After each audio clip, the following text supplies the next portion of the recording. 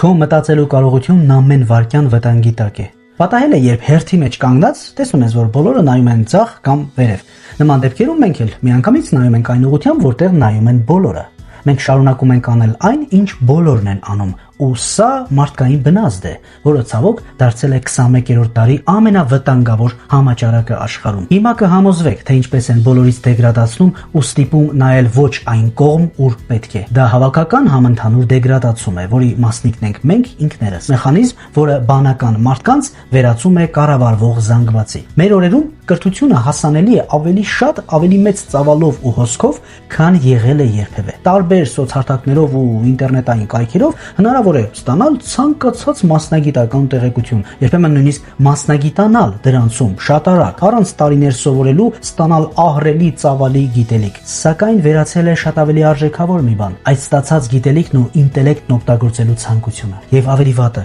ի հայտ է եկել մի բան, որը միտումնավոր խանգարում է դրան, բայց մինչ դրա մեջ խորանալը անկեղծ պատասխանիր երկու հարցի։ Երբ ես վերջին անգամ արմատապես հիմնովին փոխել քո կարծիքը ինչ որ կարևոր բանի մասին, որին մինչ այդ այլ կերպ ես նայել։ Իսկ հիմա ինչ որ տեղեկություն ստացար ու այդ հարցի վերաբերյալ կարծիքդ կտրուկ փոխվեց, բայց ոչ թե ուղղել ես մանրուքներ կամ մի քանի ներբություն ճշտել, այլ գլխիվայր շրջել համոզմունքդ։ Եթե պատասխանդ է շատ վաղուց չեմ էլ հիշում կամ երբեք չեմ արել նման բան, շնորհավորում եմ։ Դու այդ համակարգի ներսում ես ու նույն համակարգի զոհը։ Այն համակարգի, որը սովորեցրել է մտածողությունը վերածել պատրանքի։ Իբր այն, ինչ գիտես, դա միակ ճշմարտությունն է, չարժե փորփրել։ Դու հո երեխա ես, արդեն հասուն խելացի մարդ ես։ Մի բան գիտես, թույլ չտաս գիտեցածդ կասկածի տակ դնեն։ Երկրորդ հարցը՝ քո համոզմունքներից քանիսը կարող ես բացատրել սեփական խոսքերով, առանց հայտնի մարդկանց ու այլ հեղինակությունների խոսքերը մեջ բերելու։ Փորձիր հենց հիմա վերցնել քո սկզբունքային դիրքորոշումներից մեկը եւ բացատրել այնպես, կարծես երբեք ոչ ոք դրա մասին չի ասել։ Եթե անհարմարություն կզգաս, դա լավ նշան է, նշանակում է քո քննադատական մտածողությունը դեռ վերջնականապես չի մեռել։ Մենք ապրում ենք այնպիսի դարում, ուր տեղեկատվությունն այնքան շատ է, որ չի հասցնում մշակել արդեն հասուն սերունդը, իսկ այդ սերունդը նրանք են, որոնց պատասխանատվության կամ դաստիարակության տակ դեռ գտնվում է եկող սերունդը։ Այսինքն ընտանիքի առաջնորդներ, ծնողներ կամ գործատուներ են, ովքեր կայացնում են որոշումներ, ու նրանց մեծամասնության համար այսօրվա տեղեկատվության հոսքը ընկալելի չէ։ Մարդն իր ուսերին ունի ընտանիք, պատասխանատու է ընտանիքի համար, փորձում է ղեկավարել, ինչպես ինքն է պատկերացնում, բայց իր եւ եկող սերնդի աշխարհընկալումները չեն համընկնում։ Սա նույնն է, թե կռվում հրամայես պատերազմել նիզակներով, երբ մարտի դաշտում ԱԹՍ-ներ են։ ԱԹՍ-ի դեմ նիզակով չես պատերազմի, բայց այդ մասին հրամայողը, որոշում կայացնողը տեղյակ չէ, դրանից գլուխ չի հանում։ Որոշում կայացնող սերնդի մեծամասնությունը ավանդույթներով ու նախապաշարումներով առաջնորդվող մարդիկ են, ովքեր ունեն անցյալից մնացած վախեր, համոզմունքներ, ու նրանց համոզմունքներն ու վախերն էլ այս դարում այլևս արդիական չէ, ընկալելի չէ, սակայն նրանք դա դեռ չեն յուրացրել։ Դժվար է նրանց համար կտրվել անցյալից եկած համոզմունքներից։ Ոչ թե որ նրանք չեն ուզում կամ չեն կարող, այլ այսօրվա մեթոդներն իրենց համար ընկալելի չէ, թե գործելու, թե մաքրելու անցյալից մնացած մտավախություններն ու չգործող համոզմունքները։ Այսպիսով կարող ենք փաստել, որ այսօրվա տեղեկատվությունը շատ է, իմաստությունը աղետալիորեն քիչ։ Գիտելիքը օվկիանոս, ըմբռնումը կաթիլներ, փաստերը հազարավոր, այդ փաստերի հիմքով ընդունված ճշմարտությունները մի քանիսը։ Եվ խնդիրը նույնիսկ տվյալների ծավալը չէ, այլ փոխվել է մեր վերաբերմունքը ճշմարտության հանդեպ։ Մենք դադարել ենք փնտրել ճշմարտությունը։ Մենք հիմա այն միայն սպառում ենք։ Պատկերացրու հին փիլիսոփայի կամ գիտնականի, ովքեր տարիներով խորհում էին մի հարցի շուրջ, իսկ այսօր մի ամբողջ դարաշրջան տևած հայտնագործության արդյունքի պատասխանը պատրաստի ստանում ենք 3 վայրկյանում, որոնման միջոցով։ Շատերը կասեն, իսկ միթե դա վատ է, արագ արդյունք ստանալը ժամանակ է խնայում, մենք դրանում ինչ ենք կորցնում։ Ասեմ, կորցնում ենք գործընթացը կամ պրոցեսը, մինչդեռ հենց գործընթացի մեջ է ծնվում ըմբռնումն ու դառնում իմաստություն։ Ժամանակին մարդիկ ասում էին, ես չգիտեմ, բայց կարող եմ մտածել։ Իսկ այսօր ամեն մեկը կարծիք ունի ամեն ինչի մասին, քվանտային ֆիզիկայից սկսած մինչև աշխարհաքաղաքականություն։ Նախկինում կասկածը կոչվում էր իմաստության սկիզբ։ Կասկածում եմ, կփորփրեմ, կիմանամ։ Իսկ այսօր կասկածն ընկալվում է որպես անգիտակցության նշան։ Մարդիկ վախենում են ասել, որ կասկածում են իրենց տեղեկության կամ ուժերի վրա։ Հարց ես տալիս, զգում ես դրանից գլուխ չի հանում, սկսել է փիլիսոփայել, վախենում է ասել, որ չգիտեմ, դա իմ ոլորտը չէ։ կամ կասկածում եմ, պիտի քննեմ ու ասեմ, ինչ ամոթ բան կա դրա մեջ։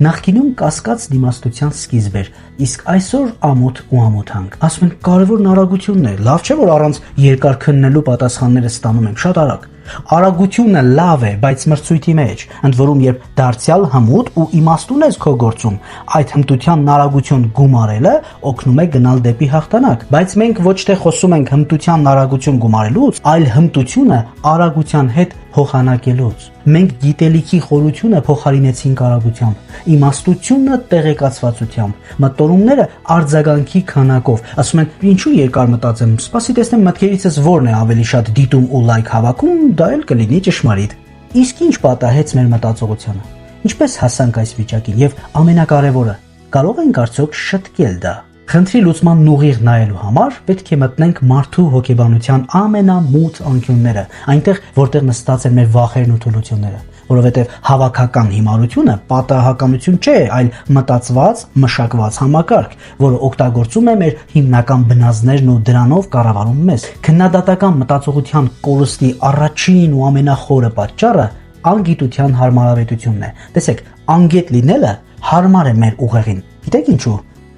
Լսեք ուշադիր, քննադատական մտածողությունը ամենածանր աշխատանքն է, որ կարող է կատարել մարդկային ուղեղը։ Այն պահանջում է ահռելի էներգիա։ Սա պարզապես առարկան կամ գույները տեսնել ու միանգամից ընկալել չէ։ Քննադատական մտածողությունն անընդհատ ուշադրություն ու կենտրոնացում է պահանջում, ուղեղին ստիպում է ամեն անգամ պատրաստ լինել սխալվելու, չընկճվելու եւ նորից սկսելու։ Սա հզոր էներգիա է տանում մեր ուղեղից։ Իսկ ամենակարևորը, այն անխնա կործանում է մեր սիրելի պատրանքները, որոնք մենք ստեղծել ենք մեր առօրյայի ապագայի համար։ Օրինակ մի պատրանք ասեմ։ Մտածում ենք Մալդիվներ, մոխիտո, հաճելի երաժշտություն։ Իսկ քննադատական միտքը միանալով կարող է հիշեցնել Մալդիվներ մեկնելու ճանապարհները, տոմսի արժեքը, մնալու, գիշերելու, վայրկների վրա կատարվելիք ներդրումները, աշխատավայրից մի քանի օր թույլտվություն հանգստանալու ու այս ամենով փչացնել ամբողջ երազանքը։ Հանգիստ նստած երազում ենք, հանկարծ քննադատական միտքն եկավ ու մեզ հետ բերեց իրականություն, խանգարելով մեզ թմրել։ Քննադատական մտածելակերպը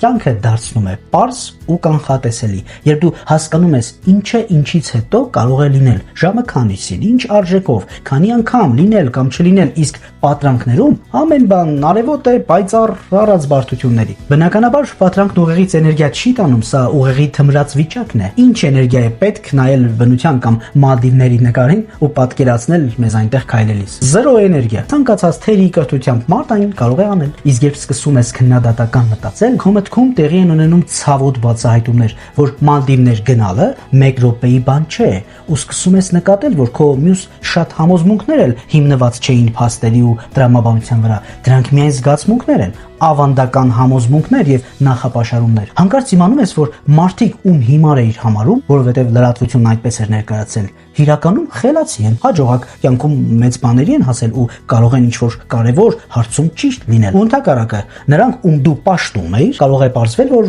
ընդհանրապես սովորական մահկանացուներ են իրենց խայտառակ մոլորություններով ու սխալներով, երբեմն պարզապես էմոցիոնալ որևէ ազդեցության տակ, ես դուր է եկել նրա ձայնը, տեսքը ու հավանել ես մի սովորական տական։ Տեսնում եք, թե ինչ կարող է անել քննադատական մտածելակերպը մեր երազանքների ու անհիմն պատկերացումների հետ։ Ու քանի որ սա ցավոտ է, մեր էգոն սրան դիմադրում է ամեն կերպ։ Մենք հասկանում ենք, որ ավելի հեշտ է գտնել հարմարավետ, տեղեկատվական փոքր, նեղ շրջանակ ու մտնել այնտեղ, որտեղ բոլորը մտածում են նույն ձև, բոլորը կիսում են քո արժեքները, բոլորը հաստատում ու ծափահարում են քո ճշմարտացիությունը։ Իսկ համակարգը սիրահոժար կերպով տրամադրում է մեզ հազարավոր այսպիսի փուչիկներ յուրաքանչյուր ճաշակի համար։ Համացանց, փոքր լսարան, փակ խմբեր, ընկերական կամ մասնագիտական չաթ զրույցներ եւ այլն։ Բայց քննադատական մտածելակերպը կորցնելու ավելի խորը պատճառ կա, որը շատերը նույնիսկ չեն գիտակցում։ Մենք ապրում ենք անմիջական պատասխանների ու ակնթարթային բավարարման մշակույթում։ Տեսեք, աշխարհը մեզ շտապեցնում է ու ժամանակ չի տալիս մտածելու։ Առանց այդ մասին ուղիղ ասելու, Google-ը վայրկյանների ընթացքում տալիս է միլիոնավոր արդյունքներ ու դրանով մեզ ընտելացնում է տեմպին։ Սոցցանցերն էլ մեզանից պահանջում են արագ արձագանք առանց ուղիղ այդ մասին ասելու։ Օրինակ, լայք, տարածում, մեկնաբանություն։ Այո, սա ուղիղ չեն ասում, բայց համաձայնվեք, ցանկացած հոդված կամ հոլովակ տեսնելիս մենք չենք սպասում քննեմ, հետո կհավանեմ կամ հրապարակումը տեսնելուց հետո ինձ մոտ նշեմ, մի փոքր տրամաբանեմ, քննեմ, հետո կգամ կմեկնաբանեմ։ Ոչ, Եթե տեսար, արագ հավանեցիր, արագ մեկնաբանեցիր, այլապես հաջորդ վայրկյանին այլ նյութ ես նայելու, սա կմոռանաս։ Պետք է գործողություններն անել հենց հիմա։ Այս ամենը արվում է շատ արագ, մենք հենված ենք արագության վրա ու միայն արագության, առանց տրամաբանելու։ Այս ամենի արդյունքում փոխանակ խորքային վերլուծության մենք ստանում ենք արագ դատողություններ, փոխանակ էության ըմբռնման ստանում ենք այլ երանգի, բայց միանման տեղեկություն։ Երբ փորձում ես որևէ հոդված քննել, որպեսզի համոզվես դրանում, բայց որպես ապացույց ստանում ես մեկ այլ կայքում նման հոդված մի քանի բառ փոփոխված։ Փոխանակ իմաստության ստանում ենք տեղեկացվածություն, փոխանակ գիտելիքի կարծիք։ Եվ ահա ամենակարևոր բացահայտումը, որը ստիպելու է քեզ վերանայել ամեն ինչ։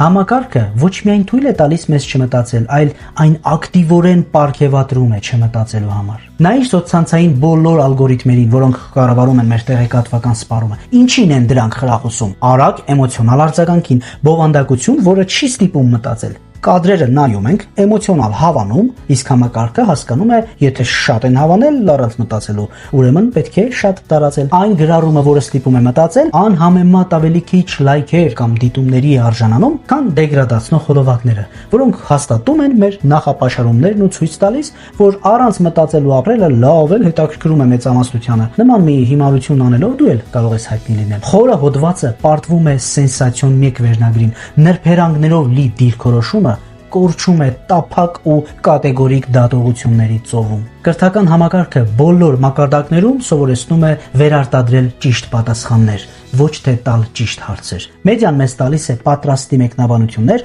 իբր խնայելով մեր թանկ ժամանակը, իսկ իրականում արգելելով, որ ժամանակ ներդնենք սեփական վերլուծության ու զարգանալու վրա։ Քաղաքական գործիչները խոսում են պարզ լոզունգներով, որովհետև բարդ գաղափարները չեն տեղավորվում մեկ թվիթում կամ ինստագրամյան, ֆեյսբուքյան գրառման մեջ, ու դիտումներ էլ չեն ապահովում։ Ոչ ոք երկար տեքստեր չի կարդում։ Գովազդը դիմում է զգացմունքների, որովհետև տրամաբանական վերլուծությունը կկործանի իմպուլսիվ գնումները։ Վաճառք չի լինի, եթե գնորդին օգնենք տրամաբանել, թե ինչու պետք է պատվիրի մեր ապրանքը։ Առավել դյուրին է գնորդին ստիպենք երազել, թե ինչպիսին կլինի նա այս ապրանքի հետ, ու էմոցիոնալ ֆոնին ասենք պատվիրիր հիմա։ Մենք ստեղծել ենք մի քաղաքակրթություն, որտեղ մտածելը դարձել է տնտեսական առումով ոչ շահավետ, սոցիալապես անհարմար եւ հոգեբանական առումով ցավոտ։ Եվ մարդկանց մեծամասնությանը դա նույնիսկ դուր է գալիս։ Բայց բոլորիս ամենաշատը պետք է վախեցնի հետևյալը։ Մարդիկ, ովքեր դադարել են քննադատական մտածել, չեն դառնում ենթարկվող հնազանդ գառներ։ Ընդհակառակը, նրանք դառնում են ինքնուրույն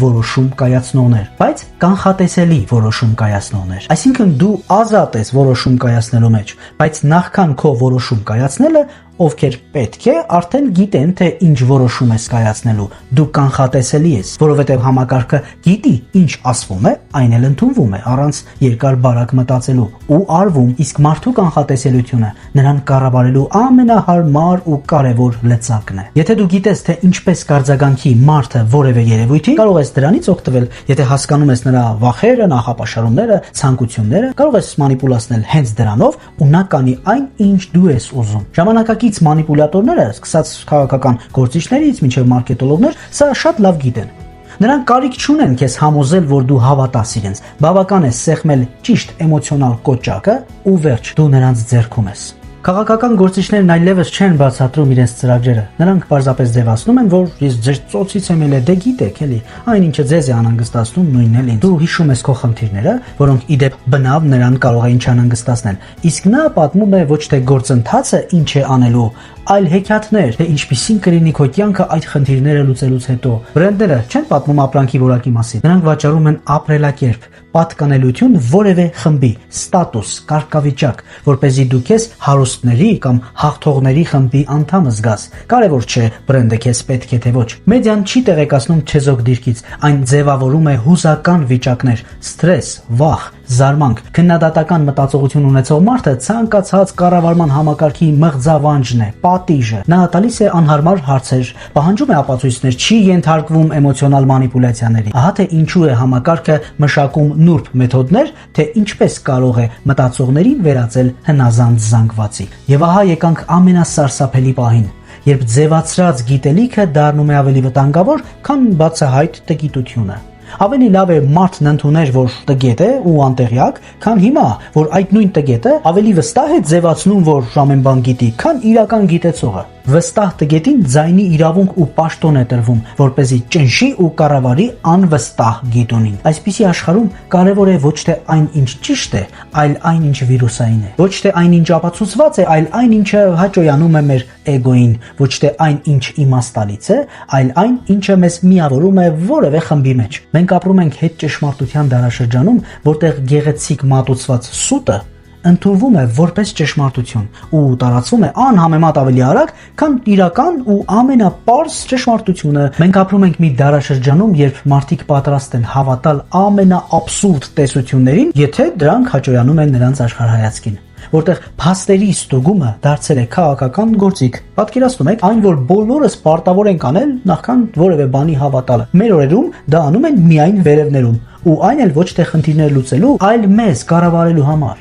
Հիշիր տեսածդ մեծ հանրային բանավեճերը։ Քանի մասնակից է լուրջ ուսումնասիրել գաղափարային հակառակորդի փաստերն ու սկզբնաղբյուրները ու հանկարծ փոխել իր կարծիքը դիմացինի ասած փաստերի ազդեցության տակ։ Ոչ մի, նրանք բոլորն ամենագետներ են ներկայանում, որովհետև իրավունք չունեն ասելու, որ չգիտեին այդ մեկ փաստը, չէին լսել, հաշվի չէին առել, ամոթ է ասել կամ ընդունել, որ տեղյակ չէին որևէ կետից։ Սա կխայտարակի իրենց խումբը կամ կուսակցությունը, չէ՞ որ իրենք չեն եկել ճիշտն ու սխալը գտնելու, իրենք եկել են կուսակցությանը ճիշտ լույսի ներքո ներկայացնելու համար։ Խոսքն այն մասին չէ, որ բոլորը ճշմարիտ ուղիներ չեն առաջարկում, այլ այն, որ ներկայացուցիչները չունեն սեփական քննադատական մտածելակերպ։ Նրանք ընդհանրապես եկել են ներկայացնելու արդեն որոշված ճշմարտությունը։ Իսկ սրան հակառակ, քանիսն են կուրորեն պաշտպանել կամ դեմ եղել ըստ մերը նրանցը սկզբունքի։ Պաշտպանել իրենց թիմակցին առանց մտածելու, հետո ինչ որ մեր կուսակցական ընկերն է, բայց փաստացի սխալ է ասում, կամ դեմ լինել մյուսին։ Թեկուզ եւ ճիշտ է, բայց կապ չունի, եթե մեր բանակից չէ, ուրեմն սխալ է ու վերջ։ Այսպես արել են բոլորը։ Բոլորն են այդպես անում։ Մենք վերածվել ենք իրար թշնամի ցեղերի, որտեղ խմբային կույր հավատարմությունը դարձել է ավելի կարևոր, քան ճշմարտության որոնումը։ Բայց այս մռայլ պատկերի մեջ կա մի լուսավոր լուծում, որն ավելի հուսալի է, քան կարծում ես։ Աշխարհում, որտեղ տիրում է հարմարվողականությունը եւ ինտելեկտուալ ծուլությունը, անկախ մտածելը դառնում է իսկական հեղափոխական քայլ։ Երբ ամեն անգամ բոլորին հարմար ու անվնաս մի կարծիք հայտնելու փոխարեն ասում ես ես չգիտեմ, ես տեղյակ չեմ, տեղեկություն չունեի, չեմ կարող այդ թեմայով խոսել, քանի դեռ չեմ քննել։ Այս խոսքերով դու դիմադրում ես համակարգին։ Նախ դադարեցնում ես բամբասանքը, չմտնելով դրա մեջ, հետո քո ներկայությամբ ազդում ես մյուսների վրա էլ, որ չշարունակեն, քանի դեռ դու ներկա ես։ Բացի այդ, ցույց ես տալիս, որ ինչպես հիմա քննեցի ու հասկացա, որ չգիտեմ, այնպես էլ պատրաստվում եմ ավելին քննել, որպեսզի իմանամ ճշմարտությունը, ուստի պատրաստվեք ճշմարտությունը պարզելու դեպքում իմ հարցերը կարող են ցավոտ լինել դատարկախոսների համար։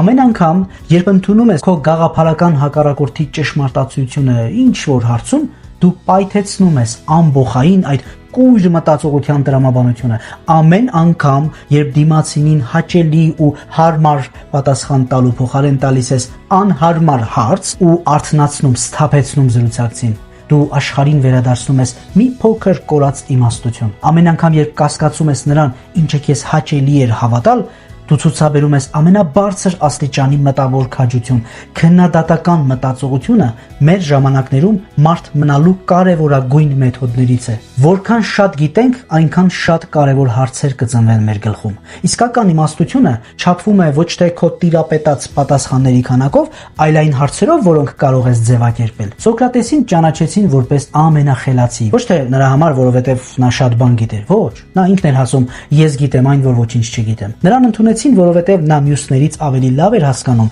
մարդու գիտելիքի սահմանները։ Նա տեսնում էր, որ այն ավելի մեծ է, քան օգտագործվում էր։ Իսկ մեր օրերում մեր գիտելիքի ու մտածողության սահմաններն ավելի են սահմանափակվել, բայց ինչպես զարգացնել քննադատական մտածողություն մի աշխարհում, որ ամեն կերպ խանգարում է դրան։ Առաջինը՝ սովորիր հաճույք ստանալ մտավոր անհարմարությունից։ Երբ մեծ մասը խուսափում է կասկածից ու անորոշությունից, դու պետք է փնտրես դրանք։ Նախքան որևէ տեղեկությամբ կիսվելը, տուր ինքդ քեզ այս 3 հարցերը։ Նախ, որտեղից գիտեմ սա, ոչ թե ով ասաց, այլ ո՞րն է այս լուրի աղբյուրը, այդ ասողը ի վերջո որտեղից է իմացել։ Ինչը կարող է հերքել իմ տեսակետը։ Օրինակ, եթե գտնում ես, որ ոչինչ չկա, որը կհերքի քո համոզմունքը, հաստատակամ ես, ուրեմն դա ոչ թե կարծիք է, այլ կրոնական կույր հավատ։ Երրորդ հարցը. ինչ հոգեբանական շահ եմ ստանում ես հավատալով դրան։ Դա հաճոյանում է իմ էգոին, խմբային պատկանելությանը, ստատուսին, թե փաստեր կան, որոնց հետ չեմ կարող չհամաձայնվել։ Ստիպիր քեզ իմանալ ինչու ես հավատում այս կամ այն լուրին եւ տարածում։ Սրանք ցավոտ հարցեր են, որոնք քանդում են կողմնորոշման կոմֆորտը, բայց նրանք օգնում են վերադարձնել ձեզ այն, ինչը ռեժիմը փորձում է խլել ձեզանից՝ ինքնուրույն մտածելու ունակությունը։ Երկրորդ, փնտրիր մտավոր անհարմարություն։ Կարդա այն հեղինակներին, ում հետ լիովին համաձայն չես։ Ոչ թե նրանց սխալները գտնելու համար, այլ նրանց տրամաբանությունը հասկանալու։ Կամ շփվիր այն մարդկանց հետ, որոնց հայացքները սկզբունքորեն չեն համընկնում քո հայացքների հետ։ Ոչ թե նրա համար, որ համոզես նրանց ու վիճես նրանց հետ, այլ պարզապես լսիր, որպեսզի ստուգես քո վստահության դիմադրողականությունը։ Եվ երրորդ, զարգացրու մետակոգնիտիվ ունակություններ։ Սա գիտեք որն է։ Երբ ոչ միայն մտածում ես մի բանի մասին, այլ մտածում ես քո մտածողության մասին։ Նշիր քո էմոցիոնալ արձագանքները տվյալ ինֆորմացիային։ Տարբերակիր դրանք տրամաբանական արձագանքից։ Հարցրու ինքդ քեզ, թե ինչու հանկարծ սկսեցի մտածել կամ հավատալ այս գաղափարին։ Ով ազդեց կամ որ խոսքը, որ երևույթը դարձավ պատճառ։ Արդյոք դա էմոցիոնալ էր, թե ավելի խորը փաստեր կային։ Եվ ամենակարևորը, հասկացիր, թե ինչի համար ես անում սա։ Ալգորիթմերի ու արհեստական բանականության դարում անկախ մտածողությունը դառնում է մարդկայնությունն արթնացնելու հույսը, բանականությունն արթնացնելու տանող ուղին։ Ով վերահսկում է քո ուշադրությունը, վերահսկում է քո մտքերը։ Ով վերահսկում է քո մտքերը, վերահսկում է քո որոշումները։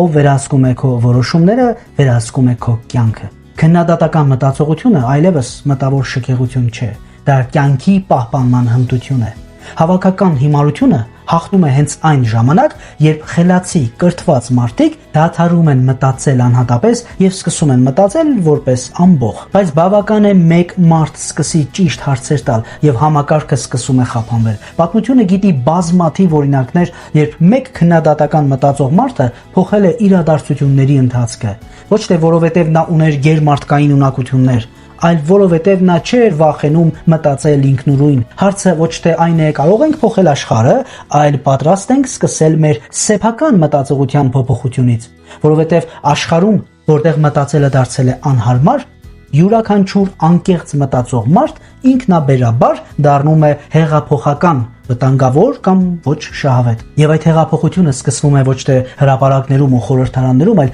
մարդկանց մտքերում, ոչ թե բարձրագույն լոզունգներից, այլ հարցերից ու անկեղծ կասկածներից, ոչ թե արտաքին համակարգի դեմ պայքարից, այլ սեփական միտքն ու տրամաբանությունը վերադարձնելուց։ Ժամանակն է ընտրություն կատարելու։ Կամ ինքդ ես մտածում, կամ ուրիշներն են մտածում քո փոխարեն, կամ դու ես տալիս հարցեր,